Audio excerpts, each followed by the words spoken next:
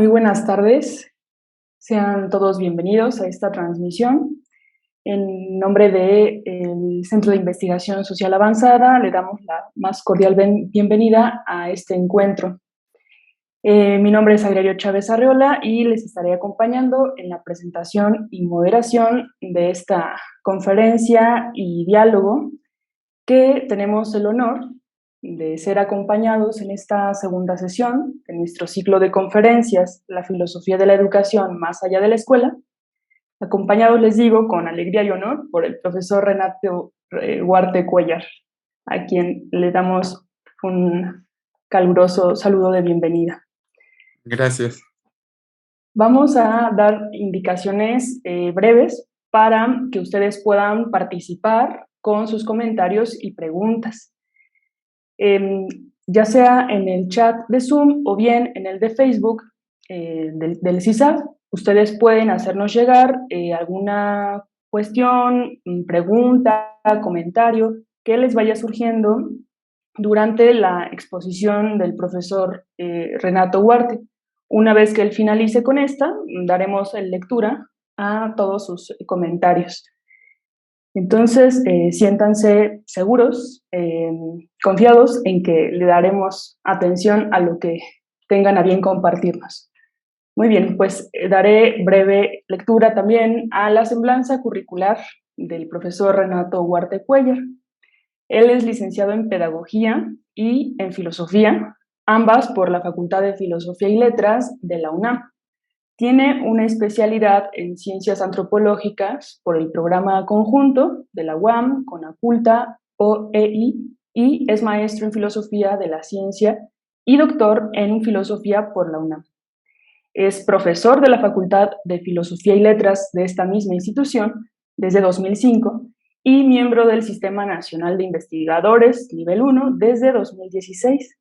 Sus líneas de investigación son la filosofía de la educación, especialmente corrientes europeas, latinoamericanas, mexicanas, entre otras tradiciones, y la filosofía del lenguaje, particularmente retórica, pensadores alemanes del siglo XIX y XX y filósofos franceses del siglo XX.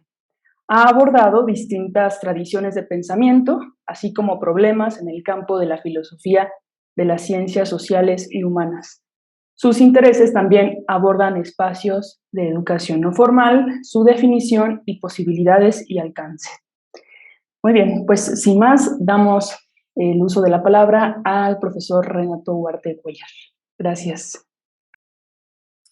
Gracias. Bueno, pues quiero empezar agradeciendo a Sagrario, a toda la gente del CISAR que hizo esto posible, y a ALFE, que es una pues asociación, la Asociación Latinoamericana de Filosofía de la Educación, que pues está haciendo grandes esfuerzos por conectar a académicos de toda América Latina, profesores, público interesado en la filosofía de la educación. Bueno, pues digo, no estaba en la reseña, pero pues junto con un equipo de colegas de toda América Latina, pues yo fui parte de los que vio nacer Alfe y la vio crecer. Y bueno, a mí me da mucho gusto que ahora esté en manos de una segunda generación. Y bueno, pues sin más preámbulo, voy a comenzar a hacer una exposición que yo calculo que me llevará unos 45, 50 minutos.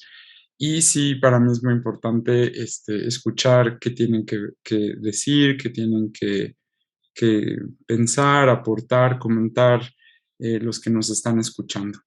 Al final, bueno, pues seguramente habrá alguna vía en donde me puedan contactar. Dejaré probablemente mi correo electrónico por si no están presentes el día de hoy, pero están viendo esto grabado, que puedan de todas maneras contactarme. Pues bueno, según vi y se me solicitó, eh, la idea es pensar la filosofía de la educación más allá de problemas, digamos, vinculados con la escuela. Entonces, a mí me gustaría decir más bien por qué, comenzar, digamos, exponiendo por qué más bien pensamos que los problemas de filosofía de la educación están referidos a la escuela, para que desde ahí podamos nosotros como tratar de ampliar esos horizontes y tratar de entender dónde están los problemas educativos y cómo la filosofía nos permite identificarlos, problematizarlos, traer a colación soluciones, en fin, ¿no?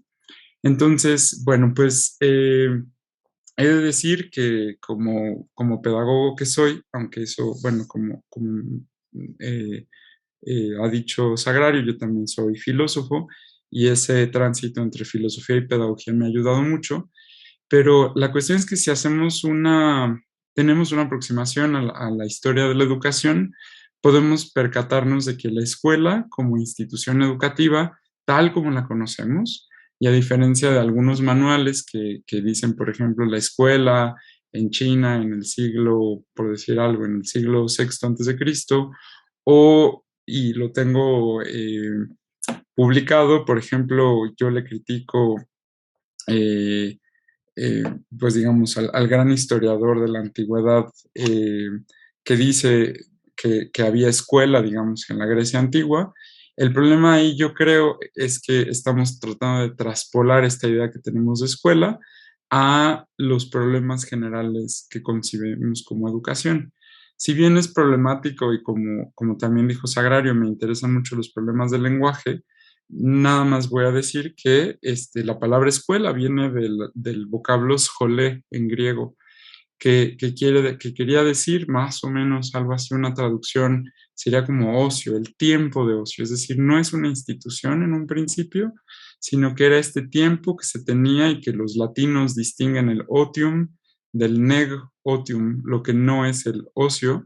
Entonces el negocio, de ahí vienen nuestras palabras ocio y negocio, que quieren decir más bien el negocio es todo el tiempo que no es aquel que dedicamos a estar con los amigos, a discutir un buen tema, a irnos a tomar un cafecito, diríamos hoy en día, aunque el café evidentemente no llegaría a Grecia, sino hasta mucho después. No tomaban café los griegos, pero escuchar poesía, ir al teatro, todas estas actividades que hoy en día les llamamos eh, bueno, que son placenteras y que a mí no me gusta usar la palabra diversión, era el ocio, que incluía la filosofía, la literatura, los famosos simposia, que eran estos, pues, como diríamos, pues fiestas, ¿no? Donde se tomaba alcohol, se comían cosas, ¿no?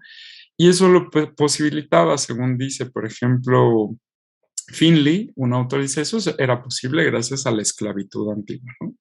Entonces, para los antiguos que se podían dedicar al ocio, pues el negocio eran las actividades pues que les permitían hacer pues revisar que los esclavos hicieran lo que tenían que hacer, etcétera, y después podían dedicarse al ocio, ¿no?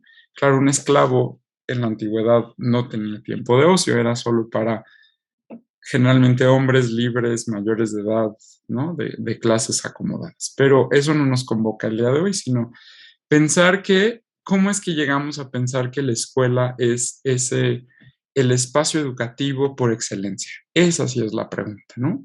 Entonces, la cuestión es que filosóficamente o gracias o utilizando la historia de la filosofía, nosotros podemos darnos cuenta de que la escuela como la conocemos hoy en día es una creación que básicamente podemos trazar de dos grandes formas de pensar. Una es la ilustración europea, que piensa, por un lado, que el Estado es el fin último de la organización política, y aquí tengo en mente, entre otros, a Hegel, a Fichte, a Schelling, que, digamos, ya para el siglo XIX logran articular que el Estado es quien es responsable de la educación. Es un Estado que no se podía pensar en la India del siglo X antes de Cristo, que no se podía pensar en el medioevo. Sí, a veces a los alumnos yo les digo, ¿no? ¿Qué fue primero, la ciudad o el país? Y muchos dicen, bueno, ya los que me conocen dicen, no, esta pregunta seguro tiene jiribilla, y entonces dice, por algo nos lo ha de estar preguntando, pero tendemos a pensar que es el país, y la noción de los estados nacionales modernos, pues digamos es, si bien nos va, de 1492 a la fecha.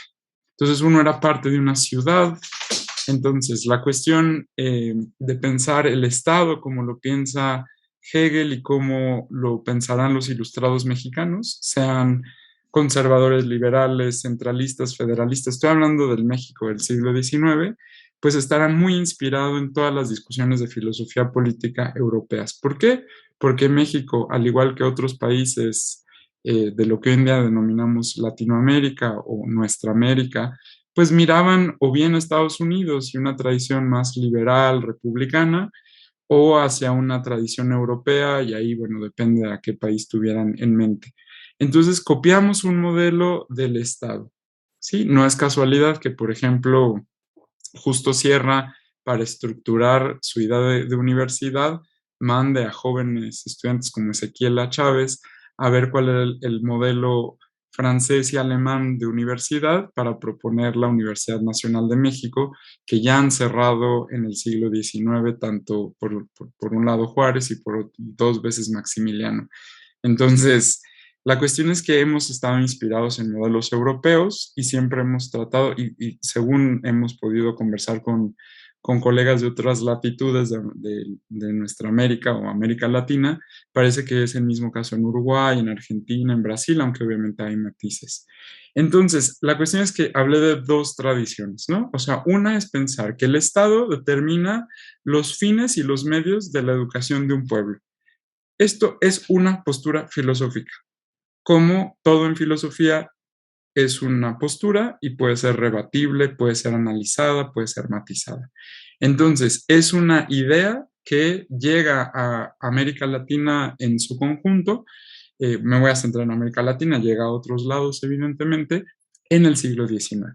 Es decir, el siglo XIX, simplemente las discusiones que en México se tienen entre liberales, conservadores, centralistas, federalistas, etcétera, todo el famoso siglo XIX, hasta que en 1867 pues, se imponen los liberales federalistas, tratan de concebir un Estado que, entre otras cosas, determine los fines y los medios de una educación que para este momento el término que usan es instrucción pública.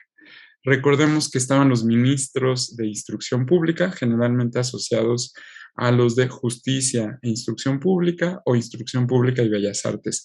Todo como estaba estructurado el Estado, digamos, el Estado federalista liberal no nos ocupa.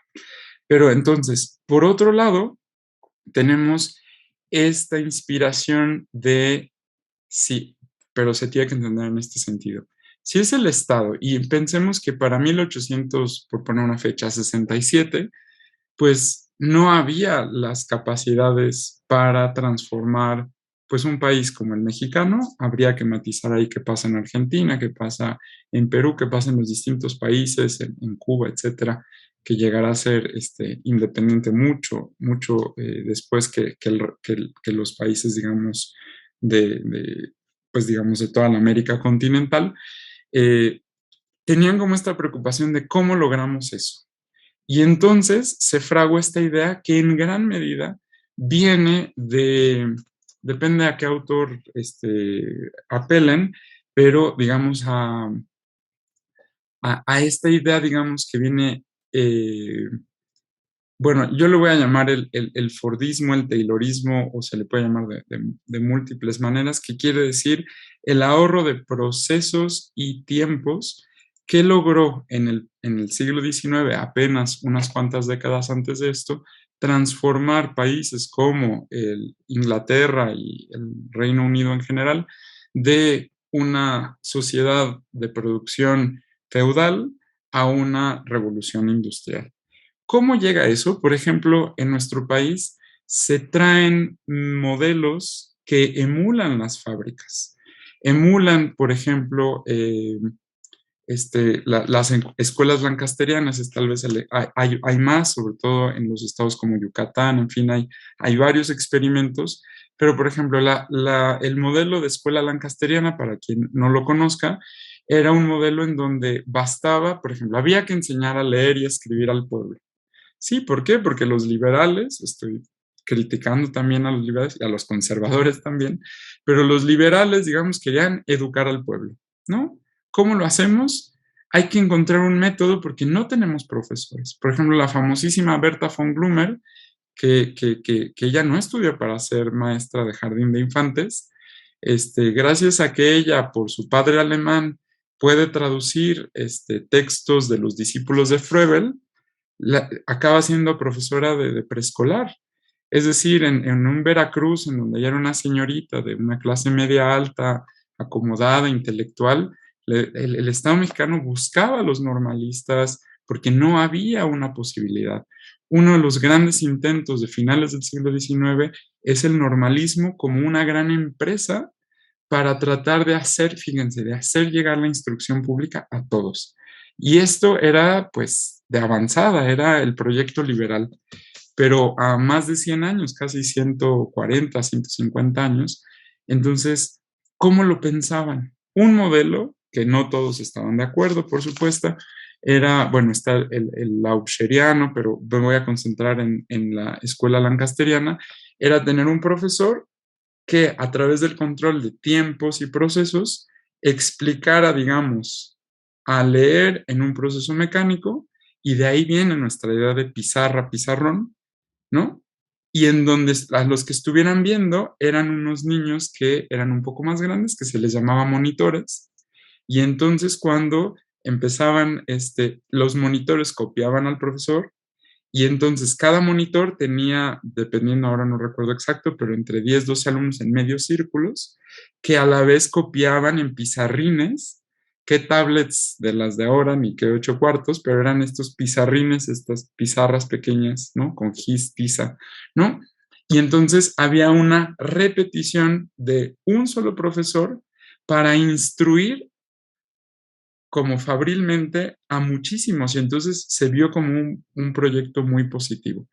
Entonces copian, por ejemplo, esta idea de reproducción, de ahorro de tiempos, de espacios, la idea de, por ejemplo, en las escuelas públicas y privadas, la chicharra, el timbre, es una herencia de la fábrica, es decir, marcar los tiempos para que todos salgamos a un recreo y que se aproveche el tiempo, a diferencia de esta idea del taller, que es una idea pues casi que gremial, es decir, o inclusive antigua, ¿no?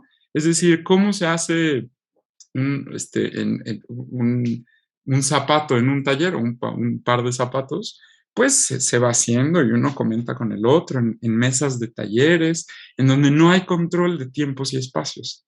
Entonces, por ejemplo, yo sugiero ampliamente, ampliamente todo lo que tiene que ver con este rescate de la educación gremial, que se opone, digamos, a esta educación que por lo menos mi querido maestro Enrique Moreno y de los Arcos, en su tesis de doctorado que se volvió libro con el tiempo, que se llama Hacia una teoría pedagógica, él opone dos modelos, digamos, que más o menos van a convivir hasta nuestros días, que es el modelo escolar, en donde hay control de tiempos, medidas, etcétera. Y por otro lado, el modelo gremial, ¿no?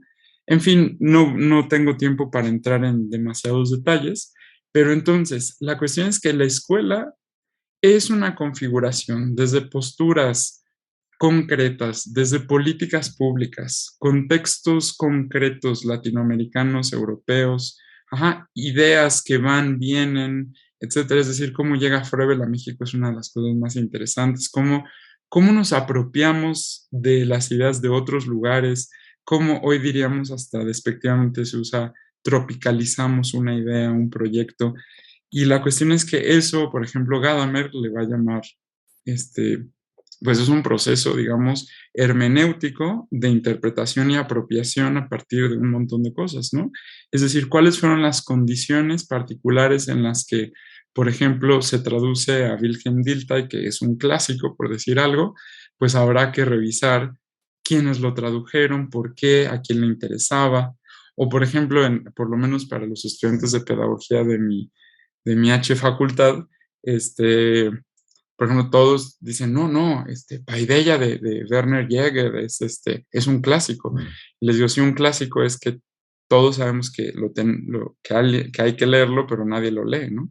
Porque es un texto muy complicado, pero ha habido ya tesis que explican cómo la relación entre Jäger, la aparición del Fondo de Cultura Económica, junto con Alfonso Reyes, esta amistad hace que, digamos, se traduzca un texto que, por ejemplo, en América Latina, gracias al Fondo de Cultura, es mucho más conocido que en Estados Unidos o Europa inclusive, porque pues Jäger tiene que salir corriendo de la guerra, en fin, es otra historia, ¿no? ¿Cómo volvemos un clásico clásico? Es una cuestión también que está permeada por una serie de condiciones y factores sociales, políticos, económicos, culturales. Entonces las ideas filosóficas no simplemente llegan. Los refugiados españoles que primordialmente llegaron a México, aunque también llegaron a países como Argentina, Venezuela, en fin, por ejemplo, traían ideas, pero eran los grandes traductores. Así, por ejemplo, Luz Uriaga llega a Buenos Aires y traduce en Editorial Losada un clásico, ¿no? ¿Cuál es el clásico, no? Pedagogía de Kant. Ah, Pedagogía de Kant, ¿no? Entonces, Luz Uriaga lo traduce en Buenos Aires, en la Editorial Losada, como les digo. Otros tantos, Larroyo, que no es refugiado español, pero que pues estudió en la Escuela de Marburgo en su juventud gracias al apoyo gubernamental, traerá muchas ideas alemanas, porque es algo muy mexicano creer que el progreso vendrá de otros lugares y por eso mandaron también, Vasconcelos mandó a los muralistas a estudiar a París, a Nueva York, etcétera. En fin, parece que es nuestro sello, ¿no? Es decir, creer que lo que nosotros hacemos tiene que ser la adaptación de cosas del extranjero. Pero bueno, entonces hasta aquí el argumento de que la escuela, en realidad, como la conocemos, estas filas viéndose la nuca uno a otro, con una pizarra o pizarrón en el frente, en donde está el profesor que expone, ¿no? Y que la pandemia en pleno 2020, 2021, 2022 nos ha mostrado que se quebraja, porque entonces queríamos trasplantar ese modelo a un modelo Zoom y eso no siempre es posible. Y entonces era, fulanito, no te me duermas, no apagues la esta, ¿qué hago? Yo ya no estoy frontalmente. Entonces, todos estábamos acostumbrados a esta escuela y entonces, bueno, pues la cuestión es que poco a poco, y si bien yo me atrevería a decir que en nuestro país por lo menos se considera que es la fundación de la CEP hace casi exactamente 100 años, la que impulsará el modelo de escolarización, es decir, de tratar de llegar a la mayor cantidad de mexicanos. Es famosa la frase de Vasconcelos: mi idea es que haya en cada escuela de este país una Ilíada y una Odisea. Por ejemplo, vean proyectos culturales, las misiones culturales, llevar el cinematógrafo, que era como ya quisiéramos una laptop conectada a Netflix. Era un aparato muy pesado que importaron de Francia, que proyectaba las primeras imágenes de cine, se las llevaban en burro y hacían como una especie de tour y pasaban imágenes. Entonces, la creación digamos, de libros de texto, de publicaciones que se afianzarán en la década de los 30 con el Departamento de Prensa y Publicidad, por si alguien no lo conoce. Se funda en la década de Lázaro Cárdenas y es donde empiezan a pensar en grandes tirajes, pero que no fraguarán sino hasta la década de los 50 con el libro de texto gratuito, ¿no? Que no sé si sepan los colegas mexicanos, pero eso no existe en todos los países.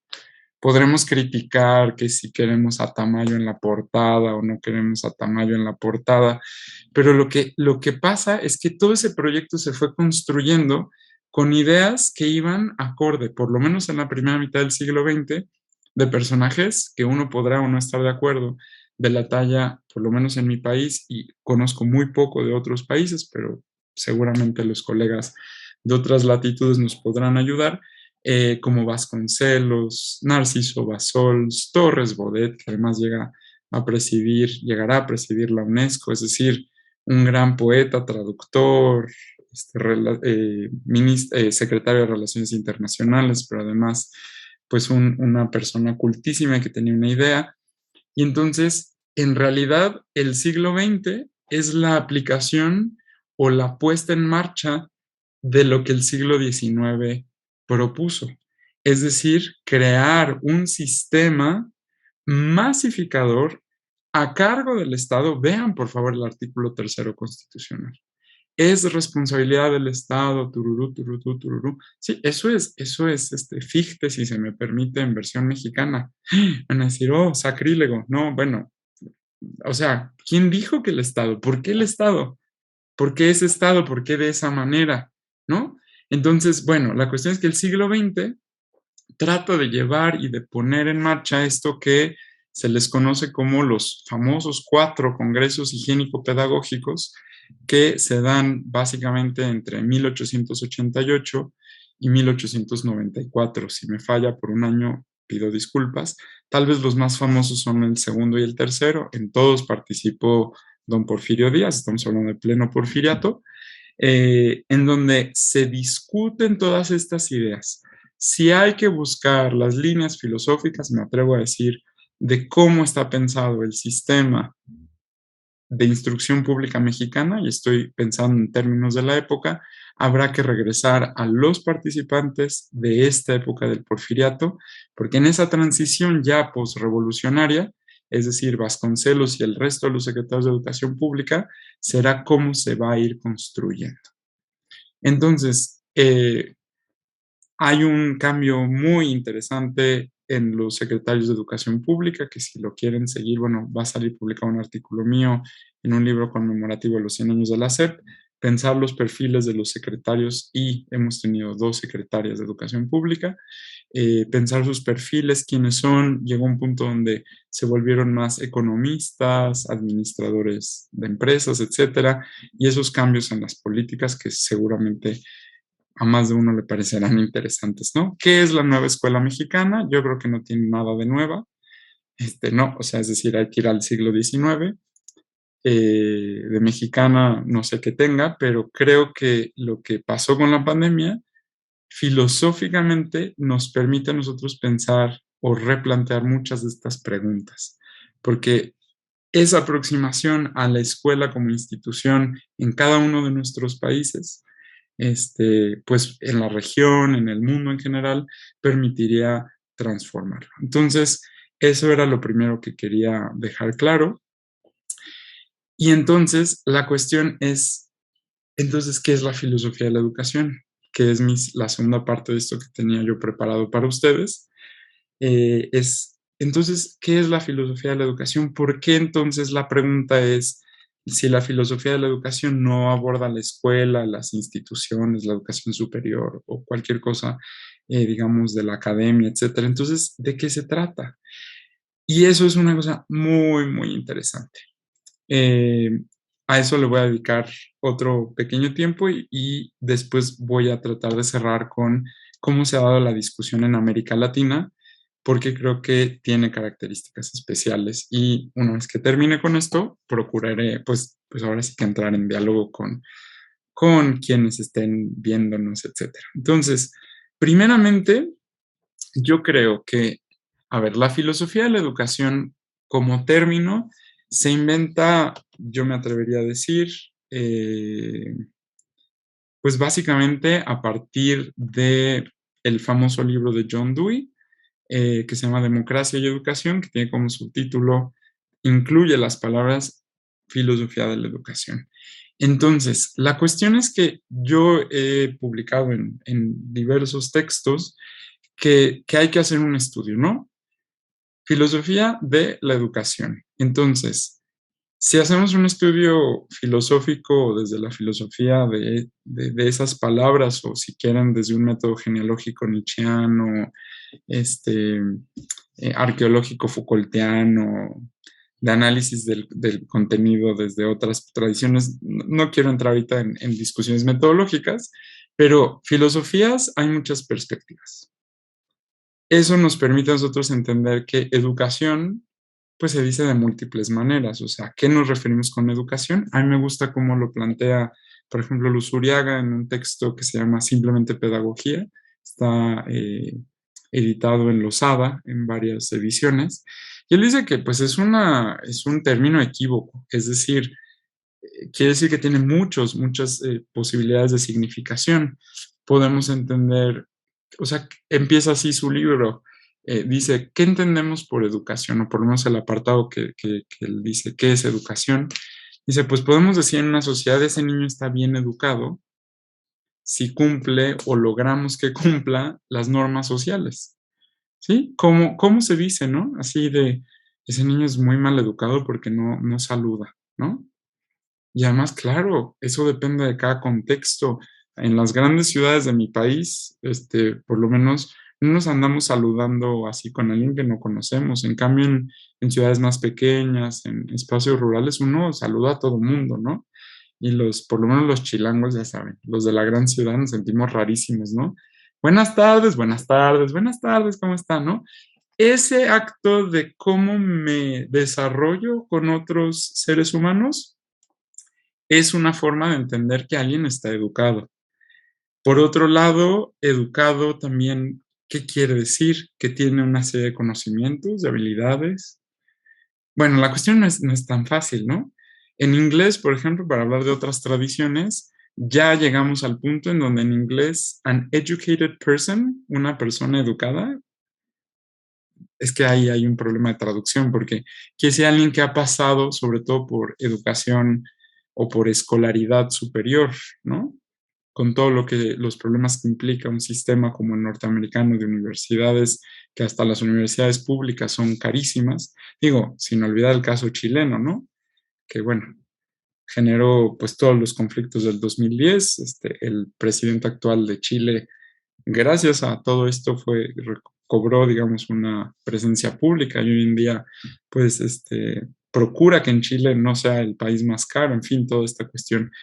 Pero hemos llegado al punto en donde llegamos a decir, si alguien dice a algún político, requerimos más recursos para la educación, está pensando sobre todo en escolaridad, ¿sí? Nadie estaría pensando en dotar de educación, de recursos a que las mamás eduquen a sus hijos, ¿no? Entonces, ¿a qué nos estamos refiriendo? Y en la década de los 60 aparece este término que bueno, que no es es una categoría harto problemática, que es la de educación no formal o educación informal, que trató desde espacios públicos como la UNESCO, que se funda en la década de los 50 del siglo pasado, tratar de visibilizar estos espacios que son educativos, pero que no son escolares. Es decir, ya para la década de los 50 tenemos esto. Entonces, si filosofía es problemática, es decir, Dewey entiende la filosofía desde un pragmatismo, por decir algo, y educación, ¿cómo la está entendiendo? Pero además no se nos olvide que si la filosofía trata de encontrar las relaciones entre las cosas, entre las ideas, etcétera, entonces no será lo mismo que Dewey diga filosofía de la educación, que entonces es todo un tinglado de perspectivas conceptuales que se aplican a un fenómeno, entiéndase en ese sentido educación, que por ejemplo Joaquín Xirao, un transterrado, bueno, un refugiado español que dio clases aquí en México, en específico en la Facultad de Filosofía y Letras, que tiene un texto muy bonito que se llama Filosofía y Educación, por ejemplo. ¿Qué es filosofía y educación? Porque Shirao habla más como del vínculo, ¿no? Entre filosofía y educación, entre amor y mundo, etcétera, ¿no? Y, por ejemplo, la famosísima María Zambrano, también sus escritos o ensayos sobre educación los compilaron póstumamente en un texto hermoso que les recomiendo, no tiene desperdicio, y se descarga de manera gratuita en PDF, Filosofía y Educación. Entonces, ¿es lo mismo la filosofía de la educación que la filosofía y la educación? Pues no, porque la filosofía hay que definir o tratar de entender educación y cómo se relacionan ambas. Entonces, es el siglo XX, me atrevería a decir, que voltea a ver atrás y dice, ¿qué es la filosofía de la educación? Una posibilidad en una tradición de pensamiento es revisar qué han dicho los filósofos, y lo digo en masculino porque las filósofas, como diría Humberto Eco, no es que no hubo filósofas, sino que los filósofos hombres las desaparecieron de la historia de la filosofía después de apropiarse de sus ideas, ¿no? Es decir, ¿quién se acuerda de Aspasia o de Hiparquia para hablar de las antiguas o de tantas mujeres que tuvieron pensamientos sobre la educación o acciones, ¿no? Sobre la educación. Y entonces llegamos a esta relación que en Dewey es muy clara. porque en Dewey la cuestión, bueno, por ejemplo, en tradiciones más, por ejemplo, historicistas, estoy pensando sobre todo en Dilthey, por ejemplo, la cuestión es que la historia es un proceso que nos permite a nosotros entender el fenómeno. Esta historicidad que hereda de las escuelas neokantianas, por ejemplo, hace que, por ejemplo, la filosofía de la educación sea una aproximación histórica y entonces, aunque Platón no haya escrito o no haya dicho, este es mi texto sobre filosofía de la educación, se puede leer el Menón, el Protágoras, el libro 7, el libro 10 de la República como filosofía de la educación. ¿Por qué? Platón no lo va a decir. Entonces, sino que es nuestra lectura de cualquier pensamiento de otras tradiciones antiguas y de otras latitudes las que nos permitiría a nosotros entender la educación. Entonces, desde hay un historicismo que tendríamos que discutir si estamos o no de acuerdo con él. Pensar cómo se dice educación en náhuatl es hacer filosofía de la educación. Entender los huehuetlatoli, ¿no? Ajá. Quiere decir, estas especies como de cantos aleccionadores que daban los huehues o mayores de cada calpuli a los jóvenes, ¿era educación? ¿Cómo se dice educación en náhuatl? Pues es que educación no es ir a la escuela, porque claramente luego los libros de historia de la educación dicen es que vean, la escuela se traslada a la México Tenochtitlan antes de la conquista y dicen, había dos escuelas, el Calmecac y el Telpochcali, ¿no? Y entonces para empezar están, o sea, históricamente ahí hay una falsedad porque el Telpochcali, ¿no? Había uno por Calpuli, porque eran más como una especie como de escuela de artes y oficios, más que una escuela, así como que me voy al Poli o a la UNAM, ¿no? No funcionaba así, sino que tenía que ver con la clase social, con un montón de cosas que tenían que ver con esto, ¿no? Entonces, lo que yo creo que si estamos desde el historicismo no es que nosotros tengamos que imponer la idea de escuela en otras culturas, en otras latitudes, sino que más bien ese estudio histórico nos permite a nosotros comprender cómo el fenómeno llega a ser lo que es.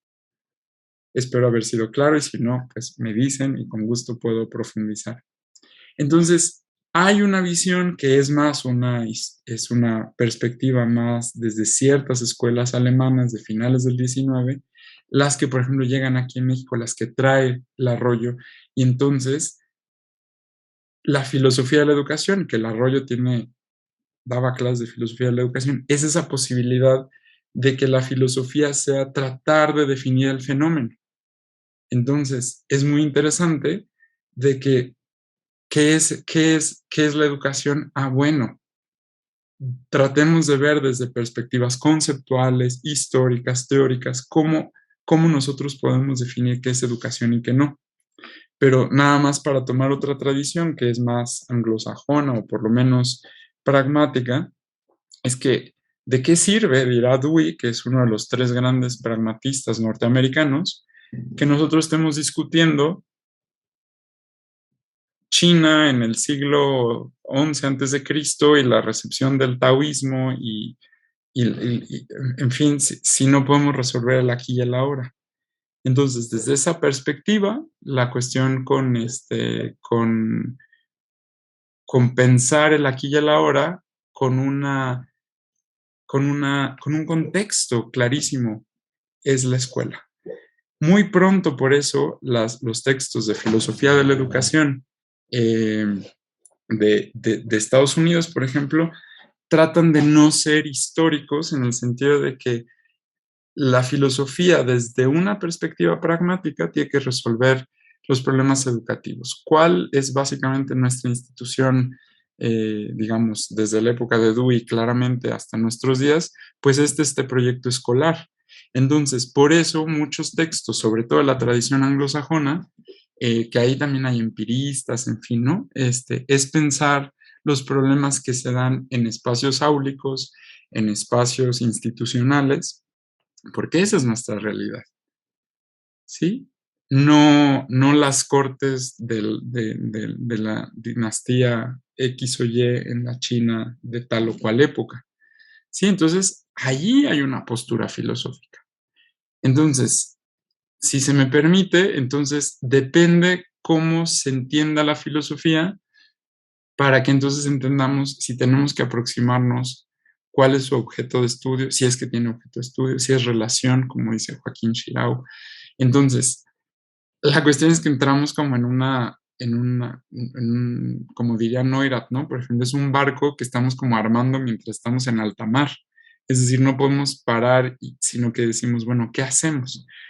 Yo quiero contestar desde lo latinoamericano, que a mí me gusta cómo lo define, tal vez José Gauss no lo define como latinoamericano, sino iberoamericano, el pensamiento en español, porque él considera, y creo que en gran medida estoy de acuerdo con él, en el sentido de que nosotros somos una tradición mestiza, es decir, mestiza en nosotros quiere decir el pensamiento iberoamericano, y eso no a muchos españoles les gusta, pero bueno, cuestiones de molestia aparte. Pero es decir, que podemos, dice Gauss, por ejemplo, las grandes obras filosóficas españolas son el Quijote, es decir, la división entre filosofía y literatura no es tajante, ¿no? Por ejemplo, los que han desarrollado y criticado a Gauss, Leopoldo Sea, Salazar Bondi, entre muchos otros que ya piensan qué es el pensamiento latinoamericano, nuestro americano, etcétera. Ajá. Es que somos mestizos en el sentido de que podemos nosotros leer a Wittgenstein, pero nosotros, como diría Ortega y Gasset, el hombre y sus circunstancias, quiere decir que nosotros, al parecer, no nos aproximamos con grandes tratados, digamos, metafísicos, sino que parece ser que por ejemplo, nuestra forma de escritura desde el siglo XIX es más el ensayo. Mi querida maestra que falleció hace poco, una gran impulsora de la filosofía mexicana, María del Carmen Rovira, decía que dadas las circunstancias americanas, la filosofía mexicana específicamente, que es la que ella trabajaba, es o bien filosofía política o filosofía de la educación. ¿Por qué? Porque estamos tratando de dar cuenta de cómo nos organizamos, de si tenemos que ir a votar por revocación de mandato el 10 de abril o no, si va a valer nuestro voto, si no hay que ir, porque entonces eso es un no sé cuánto. Ajá, y filosofía de la educación, porque esa parece que es como lo característico, yo me atrevería a revirarle, bueno, no, a ampliar esta postura de María del Carmen Rovira, a decir que es eso. No hay grandes tratados metafísicos en nuestra América. Hay ensayo, hay literatura, hay utopía tal vez. Entonces, somos una tradición, me parece a mí, que podemos leer a Kant. Unos de los grandes filósofos, por ejemplo, kantianos, están en Brasil. Por ejemplo, algo muy colonialista es que nosotros entre nuestroamericanos no nos leemos. Todos sabemos quién dice qué cosas en Estados Unidos, si bien nos va a Canadá, Europa, pero yo desconozco a muchos colegas hasta que nos dimos cuenta de eso en Alfa y dijimos, pero ¿qué han hecho en otros países latinoamericanos? Es esta paradoja del centro-periferia, que todo tiene que pasar por el centro para llegar a la periferia. Entonces, digan ustedes, los mexicanos, nombren 10 filósofos argentinos y yo estoy seguro que van a reprobar, y a los argentinos les digo, nombren 10 filósofos mexicanos y también reprobarían, pero no es nuestra culpa. Entonces, la cuestión es que la filosofía de la educación nos permite a nosotros, yo creo que tener como estas cuestiones, ¿no? Tratar de definir qué es la filosofía, qué entendemos o cómo se puede entender educación más o menos con todas sus problemáticas y cómo se vinculan. Y entonces la cuestión es que podemos entonces entender que no tiene que estar circunscrito a la escuela como una institución, sino que podemos pensarla de múltiples maneras. Por ejemplo, yo tenía un estudiante MIGE que llegó al posgrado en pedagogía en la UNAM, y entonces, pues a todos los que estábamos en ese pequeño grupo nos llamó mucho la atención porque estábamos hablando sobre los conceptos y le dijimos, ¿cómo se dice en MIGE educación? Y dice, escuela. O sea, él dijo, ir a la escuela para ser de lo que recuerdo lo más preciso. Yo obviamente no sé Mije, pero entonces le decimos, no, pero es que educar no es ir a la escuela, ¿o sí? Y entonces le decimos, pero a ver, algo así como llegar a ser humano, ¿no? ¿Cómo se dice? Ah, dice, nosotros sí tenemos una palabra. Y entonces nos dice, es algo así, y ahí como que tradujo las tradiciones, ¿no? O sea, del Mije al español, dice, es cuando, como cuando una flor se está abriendo, se usamos esa palabra. ¿No es maravilloso? O sea, uno dice, ¿eso es hacer filosofía de la educación? Yo digo que sí. ¿Por qué? Porque no es partir de que hay un montón de supuestos. Entonces, hacer filosofía de la educación es que si los últimos 3, 4, 5, los que quieran, secretarios de educación pública, dicen que la educación es X, la filosofía de la educación, los que hacemos filosofía de la educación, que podemos venir de la pedagogía, de la filosofía, nos ayudamos, los literatos, si somos coherentes o quien sea, es decir, ¿por qué tiene que ser así? ¿Por qué tenemos, o sea, por ejemplo, alguien le puede decir, oiga, CONAFE, ¿por qué estamos tratando, o los libros de texto gratuito me es más fácil, ¿no?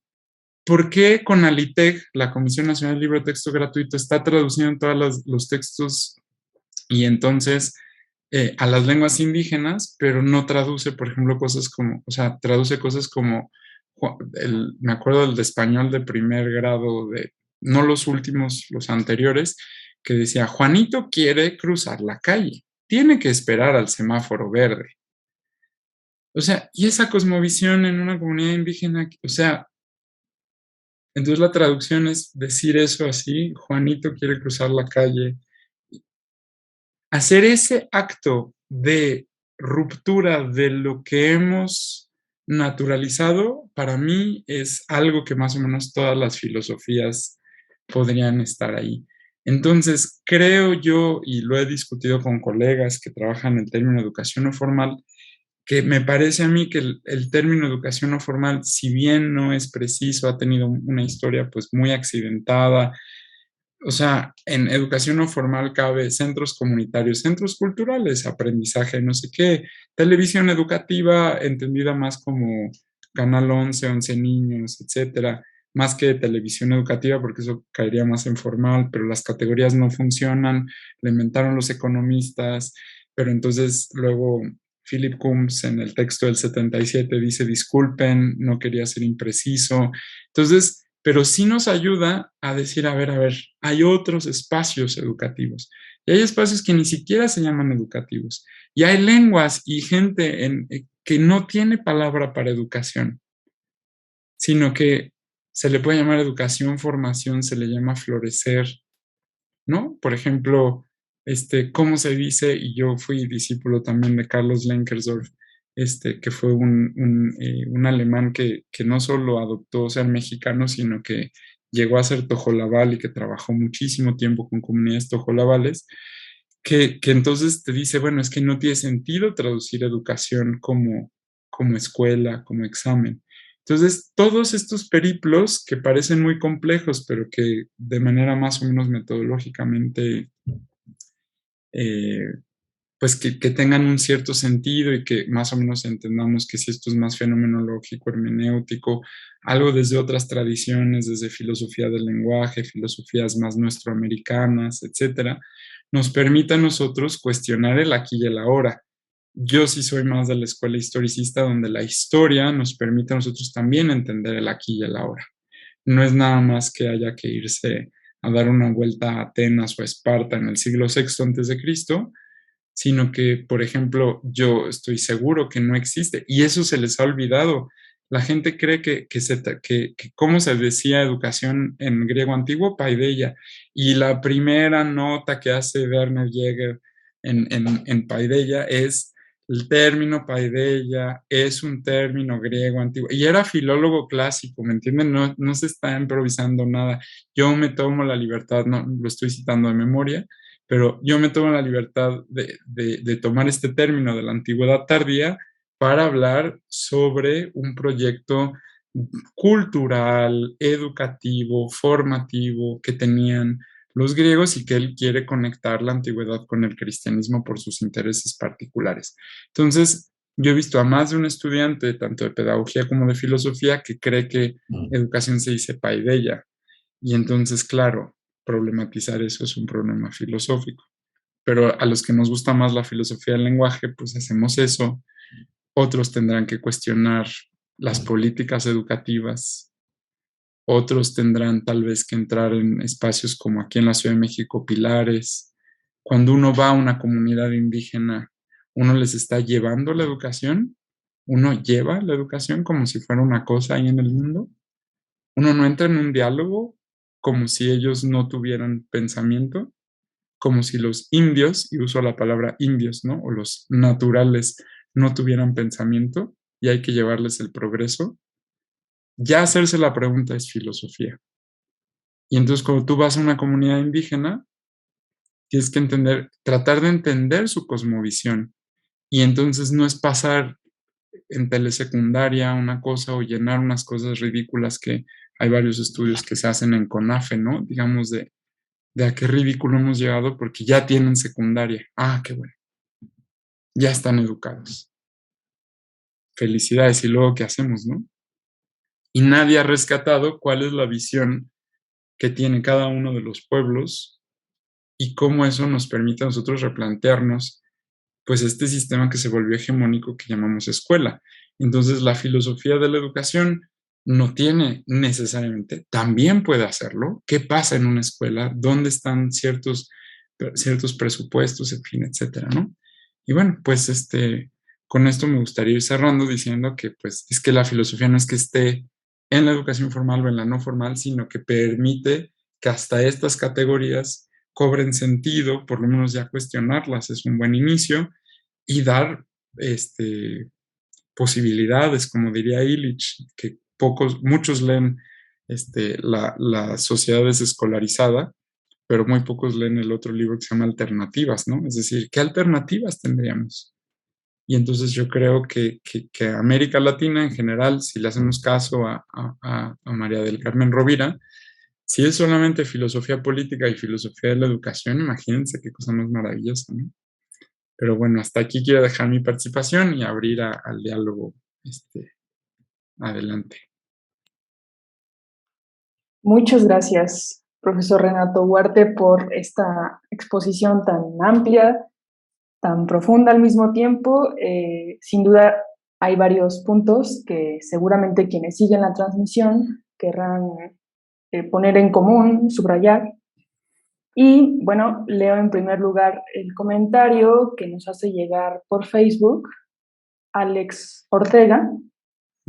Y él dice, hablaríamos de un currículum, de un llamado currículum oculto, del que nos enseña a través de la experiencia, del que se enseña, perdón, a través de la experiencia del docente, y no en el currículum formal, que se establece algo estandarizado del instituto o desde el instituto. Y envía saludos. Sí, muchas gracias por esto. Si se dan cuenta, yo no hablé de enseñanza, pero bueno, ya gracias al comentario puedo decir, por ejemplo, para el empirismo en su raigambre tanto europea, pero sobre todo en su raigambre norteamericana, va a rehuirle a esto que en la tradición, llamémosle filosófica occidental, por llamarle un nombre, esto que es el canon habitual de presocráticos, básicamente latinos, medievales, europeos, cristianos, ilustrados, sobre todo franceses y alemanes, digamos, esa tomándola como el canon occidental. Hay una rama muy importante que sobre todo tiene un auge en Inglaterra y después claramente en Estados Unidos, en donde le molesta que haya, por ejemplo, en griego, está toda la raíz de didasco, didaje, etcétera, donde viene nuestra palabra didáctica, didascálica, etcétera, etcétera, etcétera. En donde ahí hay una cuestión de repetición, de una enseñanza, aprendizaje, si se me permite una traducción bastante grosera. Pero por otro lado están todas estas, digamos, esta raíz que es paid, de donde viene justamente la paideia de la que hablé, pero también, por ejemplo, en la caverna de Platón hablan de la epévdevsa, ¿no? Que es como, digamos, esta forma de que está hablando de los aculturizados, por ejemplo. Esos libros ya es de la República, ¿no? Entonces, esta noción era como, a partir de los griegos y de cómo se retoman, había esta idea de que había algo que era la enseñanza y había otra cosa que era la educación. La enseñanza es tangible, se puede enseñar a hacer algo práctico, ¿sí? Como dicen, oh, por Zeus, ¿no? En los diálogos platónicos. Se enseña la virtud como se enseña a tallar una mesa de madera. No, Sócrates, no es tan fácil, ¿no? Y entonces, claro, lo que están viendo ese diálogo es que están preguntando por algo que yo te puedo enseñar como, o sea, yo le puedo enseñar, por ejemplo, a mi papá, a mi mamá a usar, acuérdense, hay generaciones que estos aparatitos no les son tan fáciles. Ah, mira, yo te enseño, ¿no? Te enseño cómo usar tal menú, se hace así, así, así. Entonces, hay una cosa que está circunscrita al quehacer, al saber hacer, a los mecanismos, cómo se pone una suela de un zapato, etcétera. Y hay una cosa que le hemos puesto en español y en muchas lenguas occidentales la palabra educación, que también se puede traducir como formación, que es cómo llegamos a ser seres humanos, ¿sí? Y entonces esto al empirismo no le gusta porque le huele a metafísica.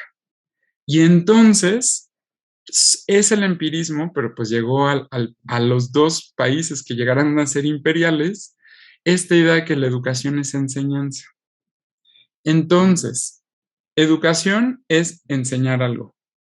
Y entonces la cuestión es que todo se centra en una presuposición, y ese es el currículum, de que todo es controlable a nivel de la intencionalidad a partir de objetivos, de tiempos, de espacios.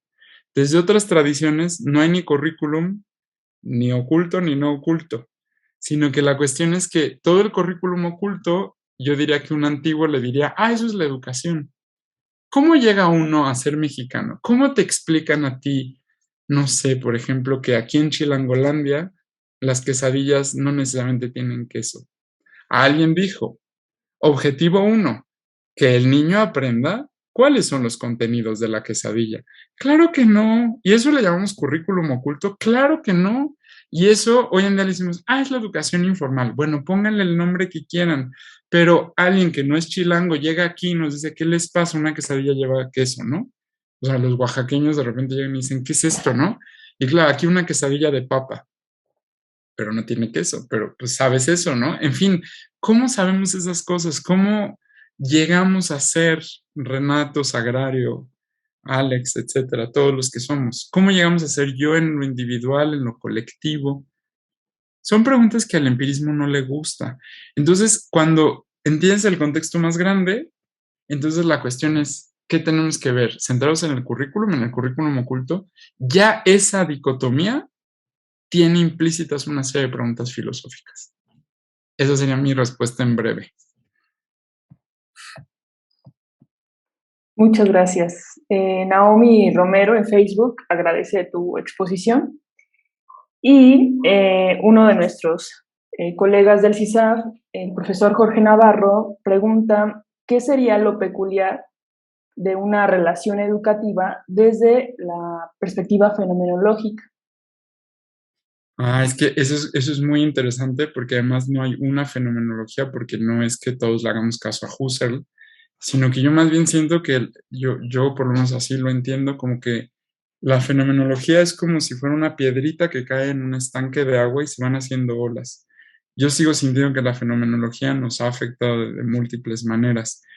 Y la cuestión es que el fenómeno, lo que hay que entender es que no, si bien ya Kant había renunciado al noúmeno o al objeto en sí, es decir, esto que tengo aquí no es una servilleta en sí, sino que está mediado a partir de mis categorías. Lo que va a ser el siglo XIX, pero sobre todo el siglo XX, será desdibujar el sujeto como algo dado, determinado a priori, sino que el fenómeno es aquello que se da entre un sujeto y un objeto, sabiendo que, o sea, es la relación. Entonces, la cuestión es que yo sugiero en ese sentido, para entender posibles aplicaciones, eh, el texto de Alfred Schutz, que era discípulo de Husserl, que cuando le pregunta a su maestro que cuáles serían las implicaciones sociológicas de la fenomenología, le dice, escribe usted un libro, yo se lo reviso. Y entonces toda la sociología schutziana resulta sumamente interesante porque yo no soy la misma persona en tanto hijo de que maestro de, pero eso no nos vuelve esquizofrénicos, sino cómo hay una unidad de la conciencia a partir de todas las funciones sociales. Hay una tesis muy bonita, si la buscan en tesiunam.dgb, D de dirección, G de general, B de bibliotecas, dgb.unam.mx, está la tesis de Ana María Martín, Ana María del Pilar Martínez Hernández, que fue profesora mía, que su tesis de maestría ve las implicaciones schutzianas hacia la educación y creo que hace un trabajo que es acotado y que puede ser una buena forma de entrar, sabiendo que habría que ver cómo se define lo fenomenológico. Pero yo creo que por lo menos como lo fenomenológico pasa, o sea, la educación es un fenómeno, yo insisto. ¿Qué quiere decir que sea un fenómeno? Que es una cosa determinable, construida socialmente, y eso es maravilloso porque eso desdibuja la cosificación de la educación como algo que a veces queremos verla u homologarla con escuela. Educación igual escuela, educación igual a aula. Y entonces todo lo que no pasa en un aula no es educación, ¿no? Entonces yo tampoco, o sea, me dicen, no, no, es que para eso usamos la palabra formación. Bueno, pero da lo mismo. La formación también es un fenómeno, o sea, son palabras. Entonces, en ese sentido, yo creo que la fenomenología sigue afectándonos y que resulta muy interesante y esta es una sola posibilidad, la que yo doy ahora a partir de Alfred Schutz, con SCHUTZ. Gracias. Igualmente desde Facebook, Mónica Salina Orozco y Sergio R. Romero Serrano agradecen la exposición, les ha parecido muy agradable y le mandan saludos. Otra pregunta más, igualmente de un colega del CISAF, el profesor José Miguel Ángeles de León, dice, más allá de la escuela, ¿para qué se educa? ¿Tendría que intervenir en ello el Estado? Ay, es que esa pregunta es, o sea, dinamitemos todo, ¿no? O sea, filosóficamente, en el sentido de, pensémoslo así, esa es la gran pregunta. Ese es el gran punto, como que yo siento que lo que hizo la pandemia fue mostrar, visibilizar que el proyecto de modernidad, es que acuérdense que la posmodernidad, nadie, ni Lyotard, ni eh, el filósofo francés, bueno, ahorita me viene el nombre, etcétera, los franceses que hablan de la condición posmoderna, ¿me entienden? Hablan de que ya definen la posmodernidad, sino que más bien yo uso esta metáfora de que ya huele a que el proyecto moderno está muriendo. No lo podemos ver porque tenemos la modernidad aquí. Somos modernos. Esto es hermoso en un texto de Luis Villoro, en donde explica la modernidad, digamos, desde ciertos parámetros y qué es la modernidad filosófica. Entonces, como que ya nos huele a posmodernidad. Y si algo sabemos es que la escuela es una institución moderna.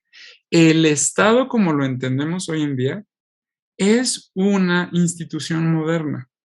Entonces, cuando de pronto olemos que como que algo ya no está funcionando, como que de pronto ya hasta nos da miedo que, por ejemplo, los grandes consorcios económicos puedan más que muchos estados nacionales, ¿no? O sea, olvídense que si el peso, que si el dólar, ¿no? O sea, las guerras entre países y miren que está la guerra en Ucrania y que si firman la paz, que si no sé cuánto.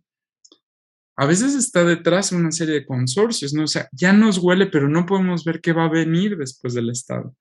Yo en ese sentido soy más, ahora sí que fenomenólogo, hermeneuta, latinoamericano, nuestroamericano. Hay benjaminiano, si se me permite, ¿no? Que él no es ni una cosa ni otra, sino que Benjamin es inasible, ¿no? Como gran pensador del siglo XX, finales del XIX, principios del XX, que es esas experiencias que se dan tal vez de manera fortuita o que, digamos, en lugar de llevar la educación estatal del centro hacia la periferia, ¿por qué no revisar qué hace una maestra rural? ¿Qué hace una comunidad? Y a partir de ahí ayudar a pensar a los otros en una verdadera relación dialógica. Yo creo que de ahí van a salir las posibilidades. Yo no tengo las posibilidades aquí bajo la manga para decir, quitemos el Estado porque yo también soy un sujeto moderno. No podemos ver más allá de nuestra época, pero creo que la filosofía de la educación, que es lo que nos convoca, puede ir como dando atisbos de por dónde seguir.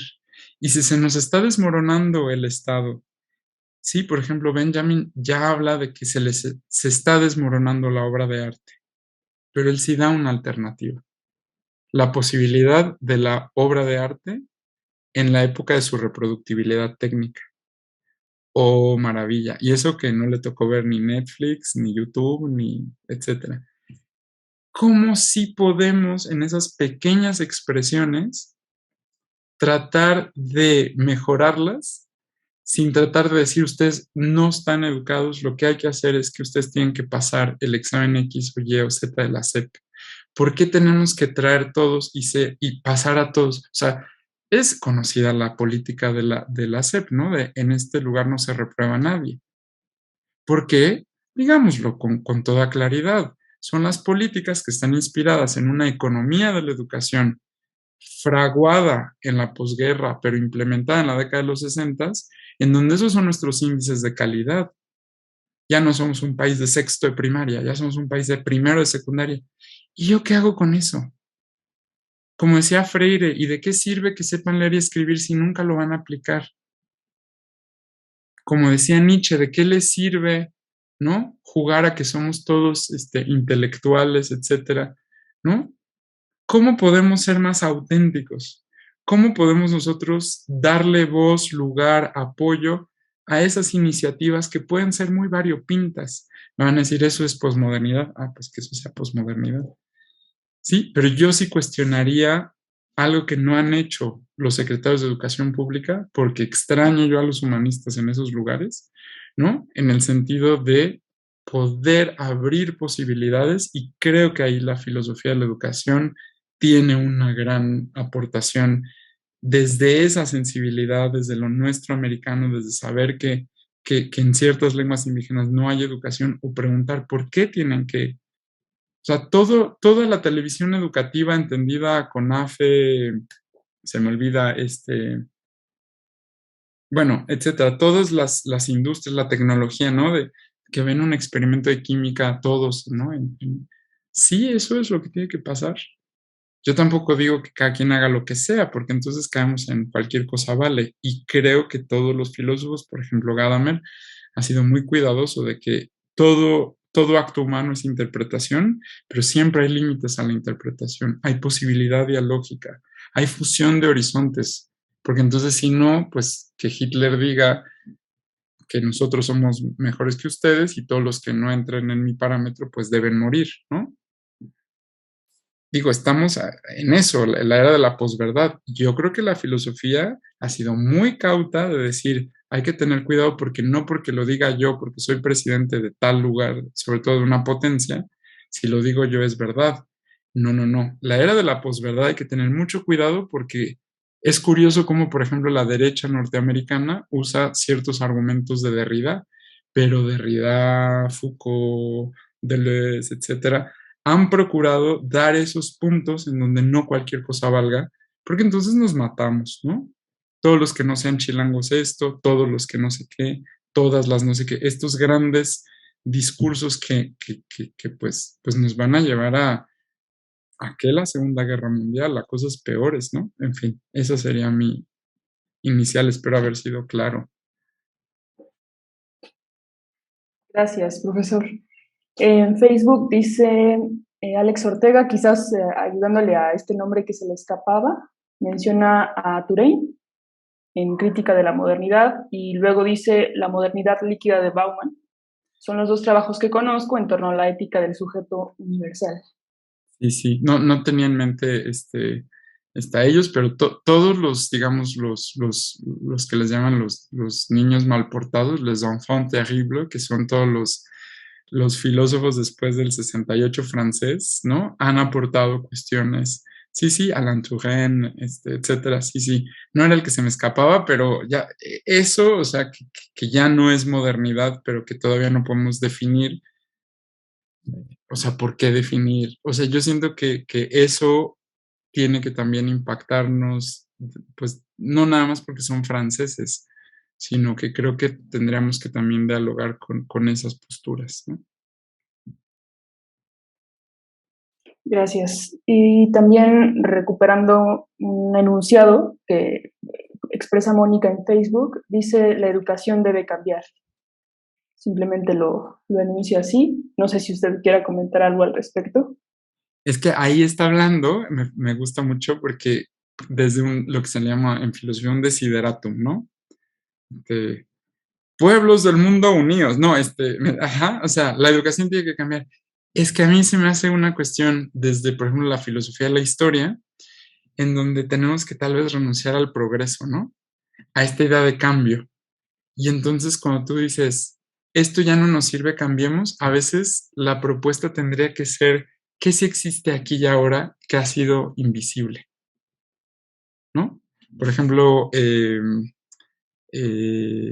una, una filósofa de la India que trabaja en Estados Unidos, que tradujo, por ejemplo, la obra de Derrida al inglés, Chakraborty Spivak, el apellido es Spivak, S-P-I-V corta A-K. Ella, por ejemplo, tiene un texto hermoso y dice, pueden hablar los subalternos, y la cuestión es que ya para el momento en que Derrida escribe está la otredad, ¿no? Entonces, por ejemplo, aquí tenemos, pues es muy hegeliano, ¿no? Una cosa y tenemos lo que no es esa es la otredad. ¿Y qué pasa si alguien no es la cosa y no es lo otro? ¿Puede visibilizarse? Eso lo llama Spivak a partir de un texto de Derrida, el subalterno. Es decir, aquel que ni siquiera es el otro, sino que es el otro del otro. Ya empecé a filosofar, ¿no? Ya es como, ¿por qué la nada nadea? Pero sí, sí espero ser claro. Es decir, ¿cuál es el otro? No de la tesis antítesis, sino el otro de este otro. Si hay hombre y mujer, habrá alguien que no sea mujer. Y entonces en los últimos años de pronto lo de género dicen, sí, están los trans, los no sé qué, todo LGBT el plus es la otredad de la otredad. Pero la cuestión es cómo hacerlo, y Spivak tiene una cuestión maravillosa, porque la cuestión es que ya no basta la otredad, sino cómo hacemos, cómo garantizamos que no polaricemos, porque yo digo, por ejemplo, con una crítica muy profunda y muy respetuosa al señor presidente, de decir, es el primer gabinete paritario. Entonces, están los hombres y están las mujeres. Yo ya estoy reconociendo al otro. ¿Basta con eso? La filosofía, por lo menos de Derrida para acá, y Derrida es heredero de Althusser y de grandes pensadores que fueron sus maestros, el propio Sartre, etcétera.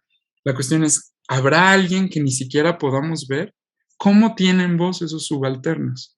Entonces, la cuestión es que no es que, digamos, se nos agotó el modelo 1, vamos a ser revolucionarios, creemos en el modelo 2. Se nos agotó el modelo 2, entonces es muy hegeliano. Pensemos en un modelo 3 y así el modelo 4, y eso es lo que permite en Hegel el desarrollo de la historia. Pero lo que permiten pensadores ya tipo así, niños mal portados como Derrida, es que ya existen las alternativas, ya existe la subalternidad. Nada más hay que tener la oreja bien fina, como dice Levinas, por ejemplo, para ver qué formas otras ya existen en el aquí y el ahora. Y no necesariamente visibilizarlas para que entonces lo volvamos a volver una cosa hegeliana.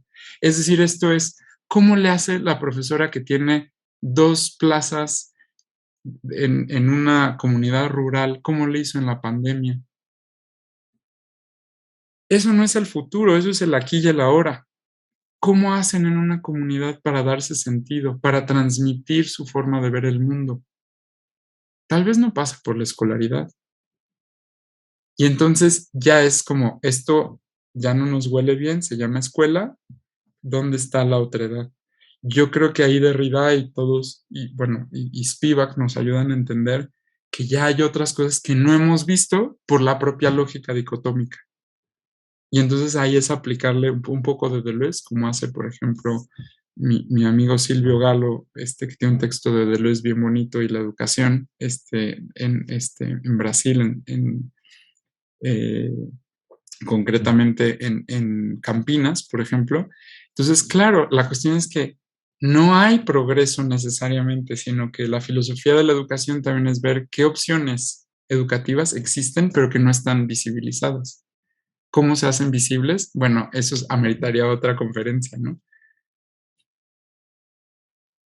Pero seguramente pasa por pensarlas, ¿no? Claro, pero a veces, para resumir a Spivak y no dejarlos tan en ascuas, lo que dice es que lo que tiene que callar, lo que tenemos que hacer es que quien tiene el poder tiene que callar. Entonces, para que la otra voz que no aparece emerja. Entonces, en lugar de que sea una cuestión propositiva, en el sentido de vamos a hacer y vamos a llevar y nada, es a ver, callemos y tratemos de ver cómo esas cosas se expresan. Y entonces aparecen los trans, las trans, los intersexuales, los asexuales, los pansexuales, pero que vino de un acallamiento porque entonces nada más había lo hombre y lo mujer. Digo lo hombre y lo mujer como categorías. Sí, no hay nada en medio, no hay posibilidad. Cuando se acallan estas, entonces emergen otras posibilidades. Entonces es o escuela o ninis. Hay que meter a todos en la escuela y ya no nos gusta. ¿Y entonces qué hacemos? El Zoom. Ah, no hay escuela, modelo híbrido. Sí, seguro. No habrá posibilidades. Por ejemplo, yo estaba oyendo todo lo que se llama el homeschooling, que pasa desapercibido, ¿no? ¿Qué es eso? ¿Estamos de acuerdo? No, no necesariamente el homeschooling, todo tenemos que estar de acuerdo, pero ¿qué es eso, no? ¿Qué opción? ¿Por qué? Por ejemplo, sé que hay grupos, sobre todo cristianos no católicos, que apelan mucho a esto, ¿no? ¿Por qué? ¿Qué características tienen? ¿Bajo qué supuestos?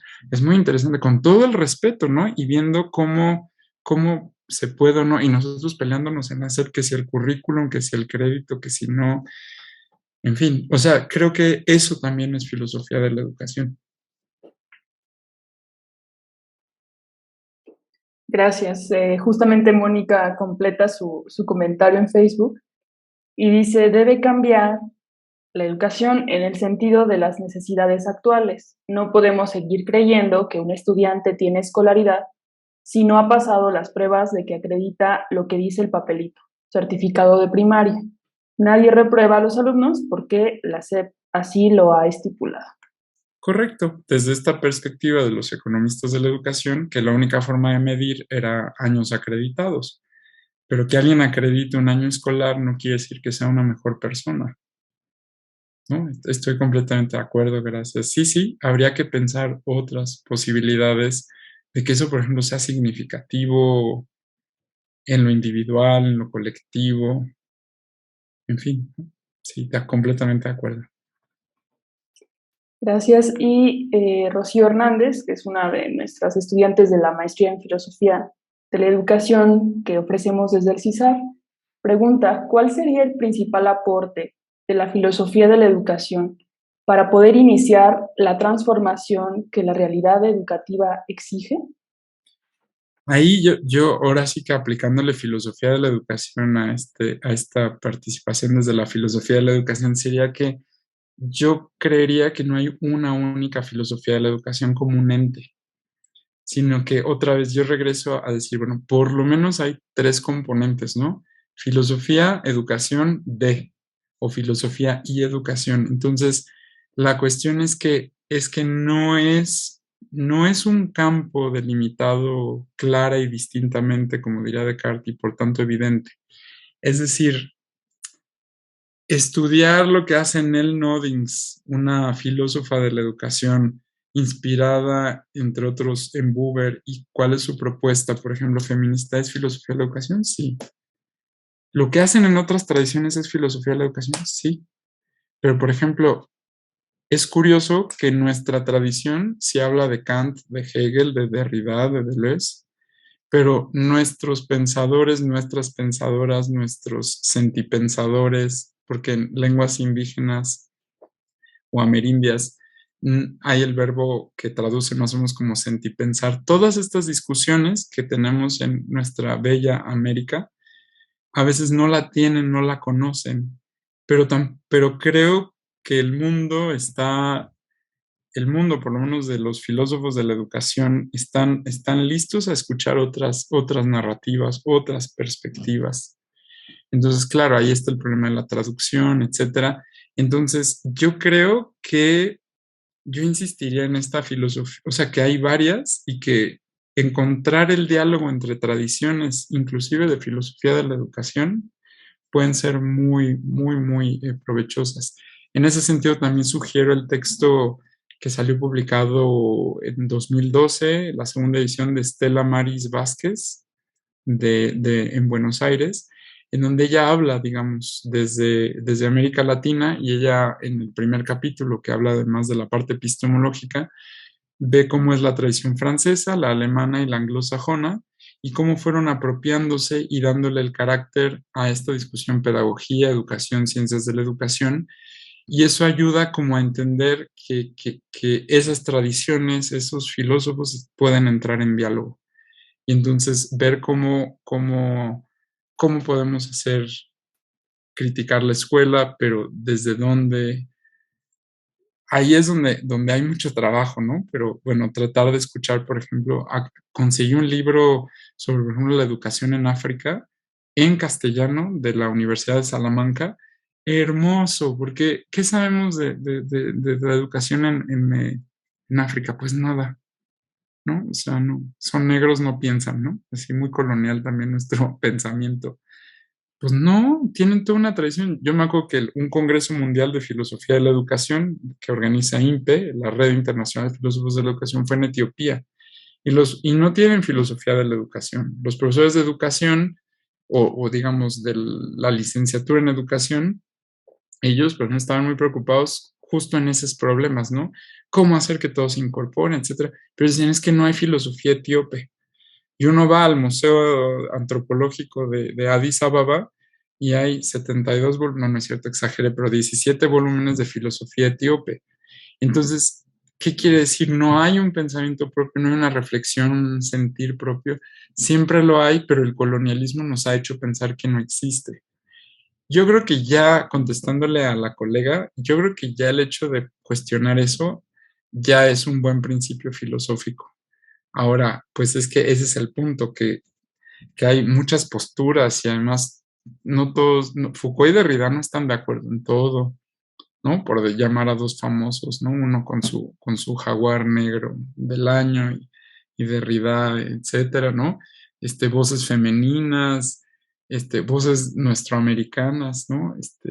Que era un proyecto en ALFE que tenemos todavía ahí pendiente. Yo hablo como miembro de ALFE, ¿no? Queríamos como rescatar los clásicos latinoamericanos, ¿no? Por lo menos publicarlos en castellano y portugués, en fin, no sé, hay mucho por hacer.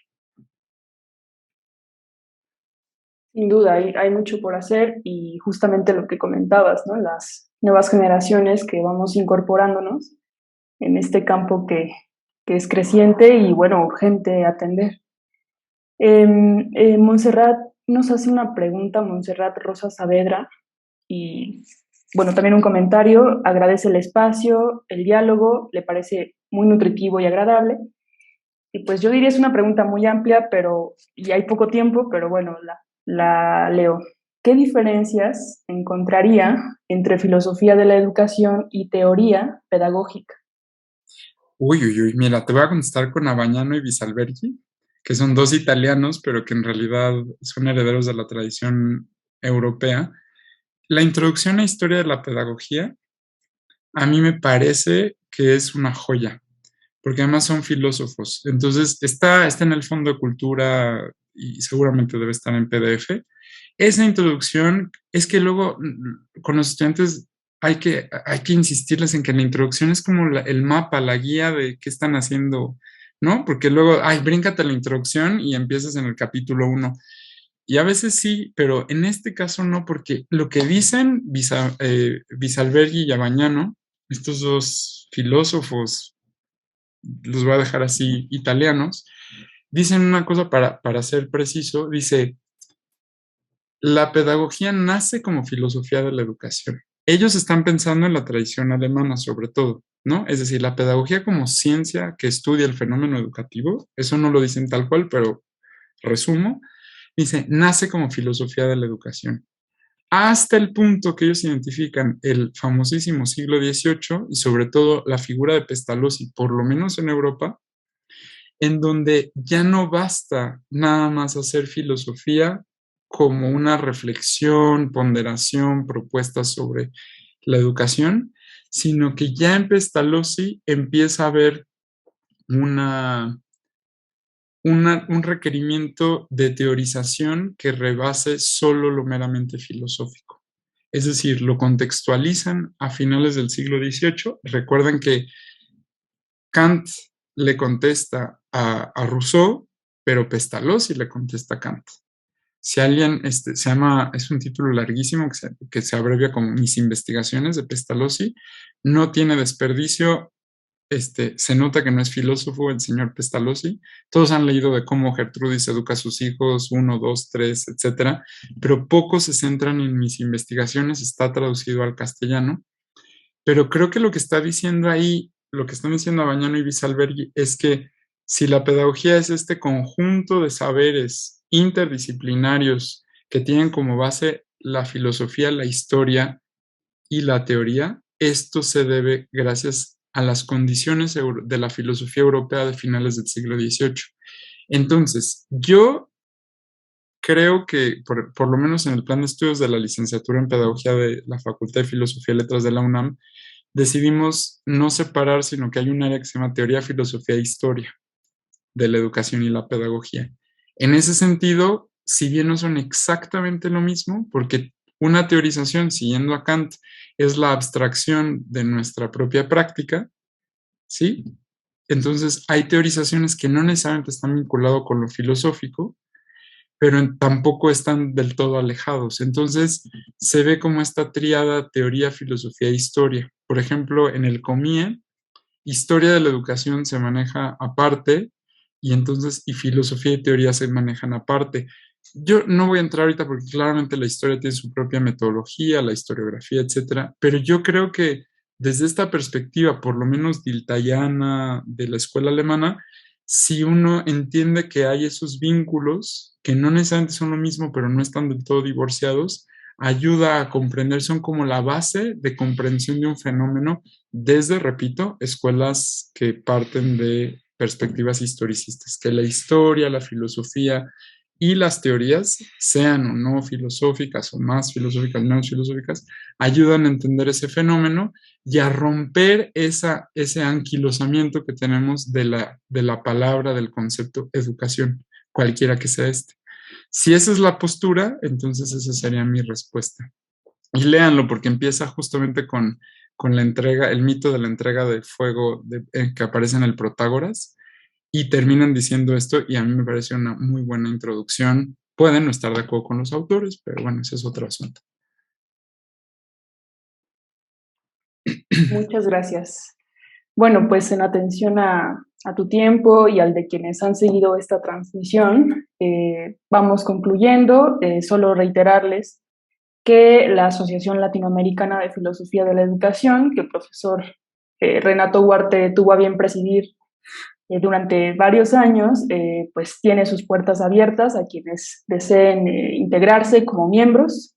Es una comunidad académica bastante rica y pues ayuda mucho al crecimiento del campo. También, bueno, en el CISAF está esta maestría en Filosofía de la Educación. Si a alguno le interesa el programa, puede consultar ya sea nuestras redes sociales o la página web de este centro. Muy bien, pues sin más les damos nuevamente las gracias, especialmente... Un segundito, perdón, nada Sí, más, por si alguien me quiere contactar, claro. nada más dejo mi correo. Yo todavía soy un poco anticuado, no me manden Instagrams, TikToks y esas cosas, prefiero el correo electrónico, pero nada más es Renato Huarte, todo con minúsculas, Huarte con H, Huarte, yahoo.com, sin MX, y con todo gusto nada más me dicen de dónde son y con gusto podemos continuar el diálogo. Muchas gracias. De hecho, justo ya Jimena Hernández del CISAP lo acaba de compartir. Gracias. Bueno, pues gracias Renato por esta exposición, por este encuentro. Esperemos que no sea el primero ni el último y un saludo para todos.